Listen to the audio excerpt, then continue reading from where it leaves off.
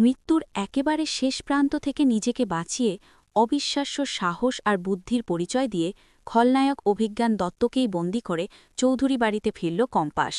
হ্যাঁ বন্ধুরা, কম্পাস ধারাবাহিকের আসন্ন পর্বে এমন কিছু দৃশ্য দেখা যাবে যা দর্শকদের শ্বাস আটকে দেবে। একের পর এক চমক, ভয়ঙ্কর ষড়যন্ত্রের পর্দফাঁস আর ন্যায়ের জয়, সব মিলিয়ে এই পর্ব হতে চলেছে সুপারহিট। গল্পের শুরুতেই দেখা যায় কম্পাস ধীরে ধীরে বুঝতে পারে অভিজ্ঞান দত্তের আচরণে কিছু একটা অস্বাভাবিকতা রয়েছে। তার কথাবার্তা, চোখের ভাষা সবকিছুতেই যেন লুকিয়ে আছে ভয়ঙ্কর কোনো পরিকল্পনা। আর কিছুক্ষণের মধ্যেই সেই আশঙ্কা সত্যি প্রমাণিত হয়।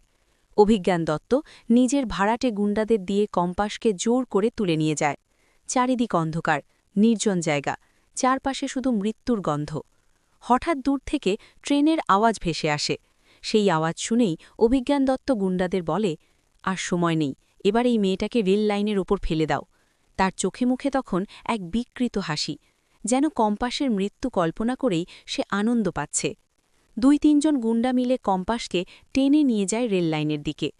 কম্পাস প্রাণপণে বাধা দেওয়ার চেষ্টা করে। হাত বাঁধা অবস্থাতেও সে লড়াই চালিয়ে যায়। গুন্ডাদের সঙ্গে ধস্তাধস্তিতে একসময় মাটিতে পড়ে যায় কম্পাস, কিন্তু তবুও সে হাল ছাড়ে না। ট্রেনের শব্দ আরও কাছাকাছি আসে। পরিস্থিতি ক্রমশ ভয়ঙ্কর হয়ে ওঠে। ঠিক সেই মুহূর্তে নিজের সমস্ত শক্তি একত্র করে কম্পাস হাতের দড়ি খুলতে শুরু করে। বারবার ব্যথা পায়, হাত কেটে যায়, রক্ত বেরোয়, তবুও সে থামে না। শেষ পর্যন্ত এক অলৌকিক মুহূর্তে দড়ি ছিঁড়ে যায়। কম্পাস ঝাঁপিয়ে পড়ে গুন্ডাদের ওপর এবং একে একে সবাইকে ধাক্কা দিয়ে ফেলে দেয়। ঠিক তারপরেই বিকট শব্দ তুলে ট্রেন ছুটে যায়। মৃত্যু অল্পের জন্য তাকে ছুঁয়ে যেতে পারেনি।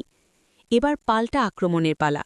মাটিতে পড়ে থাকা একটি লাঠি তুলে নেয় কম্পাস, আর তারপর শুরু হয় একা